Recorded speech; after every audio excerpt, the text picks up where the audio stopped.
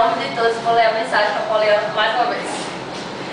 Bom, se por um instante Deus esquecesse que somos marionetes do bando e nos presenteasse com mais um pouco de vida ao seu lado, possivelmente não diríamos tudo o que pensamos, mas definitivamente pensaríamos em tudo o que dissemos.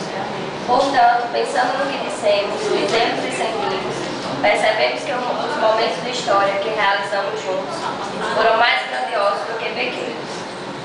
Trabalhamos, mas também rimos muito. E podemos dizer que se Deus nos concedesse mais um pouco de tempo ao seu lado, morreríamos de tanto rir. Neste momento, palavras perdem o sentido diante das lágrimas contidas nas saudades que todos iremos sentir. Mas sorriso é o que demonstraremos neste instante por ser o motivo deste até logo. A realização de mais uma vitória em sua vida.